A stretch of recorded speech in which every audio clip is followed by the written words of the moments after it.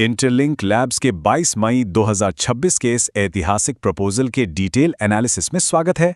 आज हम बात करने वाले हैं एक ऐसे मोड़ की जहां पूरी कम्युनिटी इकोसिस्टम के इतिहास के सबसे बड़े गवर्नेंस फैसलों में से एक लेने जा रही है। सच कहूं तो ये कोई रूटीन अपडेट बिल्कुल नहीं है। ये एक ऐसा टर्निंग पॉइंट है जो इस पूरे नेटवर्क का भविष्य तय करने वाला है।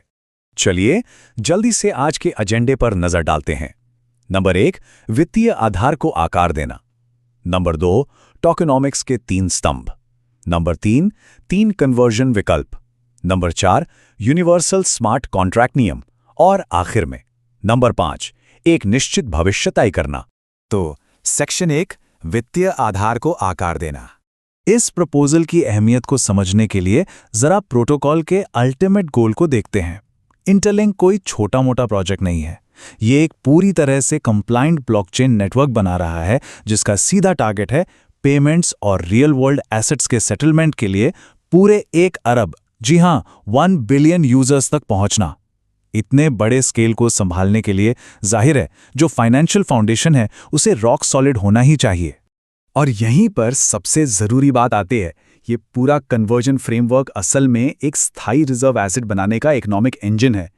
इसे किसी शॉर्ट टर्म मुनाफे या सट्टेबाजी वाले टूल की तरह इस्तेमाल नहीं किया जाना है। मेन गोल एक ऐसी स्टेबल करेंसी बनाना है जिस पर पूरी दुनिया असल में भरोसा कर सके। आगे बढ़ते हैं सेक्शन 2 की तरफ, टोकेनोमिक्स के 3 मुख्य स्तंभ। नंबर्स और डेटा में गहराई तक जाने से पहले आइए उन 3 बुनियादी उसूलों को समझते हैं जिन पर यह पूरा सिस्टम टिका है। पहला स्तंभ है टोकन की वास्तुकला, यानी डिजाइन में ही कमी या स्कैरसिटी पैदा करना। जो भी इकोसिस्टम पर लॉन्ग टर्म भरोसा दिखाता है, यह सिस्टम उन्हें बेहतर कन्वर्जन रेशियो के साथ रिवॉर्ड करता है। मतलब सप्लाई सिर्फ तभी बढ़ती है जब नेटवर्क का असली अडॉप्शन होता है ना कमाल का तरीका? अब यहां एक बहुत ही दिलचस्प पॉइंट है। सिर्फ टोकन को रेयर बना देना ही काफी नहीं होता। इसे मार्केट में इस तरह से आना चाहिए कि लिक्विडिटी पूल्स में अचानक से बाढ़ ना आ जाए। इसीलिए एक ग्रेजुएटेड रेशियो स्ट्रक्चर का इस्तेमाल किया गया है। इससे होता यह है कि टोकन एक बहुत ही बैलेंस्ड और प्रोडक्टिव स्पीड से मार्केट में आते हैं जिसे इकोसिस्टम आसानी से संभाल सकता है। और यही बात हमें तीसरे पिलर तक लेके जाती है जो कि है प्राइस प्रोटेक्शन। यह मार्केट मैनिपुलेशन के खिलाफ एक मजबूत ढाल की तरह काम करता है। अगर कोई तुरंत टोकन निकालना चाहता है तो उसे सख्त कन्वर्जन रेशियो का सामना करना होगा। इसका सीधा सा मतलब यह है कि सट्टेबाजों के लिए यहां कोई फायदा नहीं है, जिससे बड़े इंस्टीट्यूशंस और बिजनेसेस का इस सिस्टम पर भरोसा और गहरा होता है। तो सेक्शन 3 कन्वर्जन विकल्प। अब हम आ गए हैं उस निर्णायक मोड़ पर जहां कम्युनिटी को फैसला लेना है। मशीन लर्निंग और इकोनॉमिक सिमुलेशन का इस्तेमाल करके 3 बहुत ही शानदार डेटा ड्रिवन ऑप्शंस तैयार किए गए हैं। यहां सबसे बड़ा सवाल जो हर टोकन होल्डर के दिमाग में होना चाहिए वो ये है कि इनमें से कौन सी डायनामिक रेंज प्रोटोकॉल की लॉन्ग टर्म हेल्थ के लिए सबसे सटीक बैठेगी। ये मैट्रिक्स उन एग्जैक्ट स्मार्ट कॉन्ट्रैक्ट कैलकुलेशंस को दिखाता है जिन पर वोटिंग होनी है। यहाँ साफ देखा जा सकता है कि कैसे हर एक गवर्नेंस मॉडल के लिए मिनिमम और मैक्सिमम कमिटमेंट्स के बीच कन्वर्जन रेशियो बदलता है। चाहे वो हार्डकोर एंटी डंपिंग हो, बैलेंस्ड ग्रोथ हो या फिर कंजर्वेटिव सप्लाई कंट्रोल, हर एक मॉडल के पीछे बहुत ही सटीक कैलकुलेशंस काम कर रही हैं। अगर हम इन एक्सट्रीम्स को आमने सामने रखकर देखें तो पिक्चर कुछ ऐसी बनती है। विकल्प 1 लॉन्ग टर्म वैल्यू को बहुत जबरदस्त तरीके से प्रोटेक्ट करता है, लेकिन शुरुआती दिनों में इकोसिस्टम की ग्रोथ को थोड़ा धीमा कर सकता है क्योंकि सप्लाई कम होगी।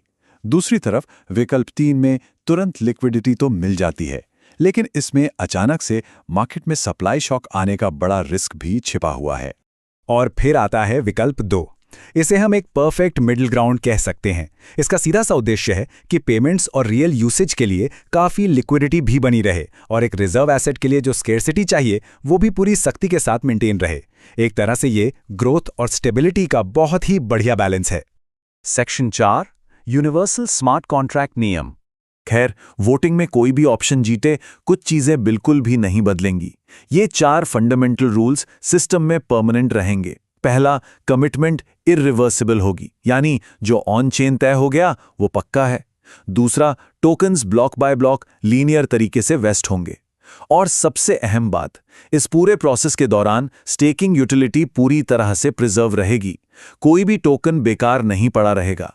जरा फ्लेक्सिबल एलोकेशन की पावर को समझिए। किसी एक टाइम फ्रेम में बंधने के बजाय पार्टिसिपेंट्स अपने टोकन्स को अलग अलग हिस्सों में बांट सकते हैं। जैसे कि कुछ हिस्सा इमीडिएट लिक्विडिटी के लिए रख लिया, थोड़ा 2 साल के लॉक पर और बाकी मैक्सिमम लॉक के लिए छोड़ दिया। ये पूरी तरह से कस्टमाइज्ड फाइनेंशियल स्ट्रैटेजी बनाने की जबरदस्त आज़ादी देता है। अब आते हैं हमारे आखिरी हिस्से पर, सेक्शन 5, एक निश्चित भविष्य तय करना। जैसे जैसे इंटरलिंक अपने most awaited main net launch की तरफ तेजी से बढ़ रहा है, एक सॉलिड टोकन इकोनॉमी बनाना सबसे पहली और सबसे बड़ी प्रायोरिटी है। जो भी रास्ता इस गवर्नेंस वोट में चुना जाएगा, वो सीधे तौर पर इस बात को तय करेगा कि सर्कुलेटिंग सप्लाई कितनी होगी, लिक्विडिटी कैसी रहेगी और अल्टीमेटली आईटीएल टोकन की लॉन्ग टर्म वैल्यू क्या होगी। ये कोई टेम्पररी फिक्स नहीं है, ये आने वाले कल का फाउंडेशन है। तो सारे पैरामीटर्स अब बिल्कुल साफ हैं। अब वक्त आ गया है कम्युनिटी के लिए आगे आने का, वोट करने का और इंटरलिंक्ड नेटवर्क के फाइनेंशियल फ्यूचर को एक नया आकार देने का। सबसे बड़ा सवाल यही है कि लोग अपनी पर्सनल फाइनेंशियल स्ट्रैटेजीज और पूरे प्रोटोकॉल की मैक्रो हेल्थ के बीच बैलेंस कैसे बनाएंगे। क्या फोकस सिर्फ आज पर होगा या फिर आने वाले कल पर? इसी सवाल के साथ हम आज के इस डिटेल्ड एनालिसिस को यहीं खत्म करते हैं। साथ जुड़ने के लिए बहुत बहुत शुक्रिया।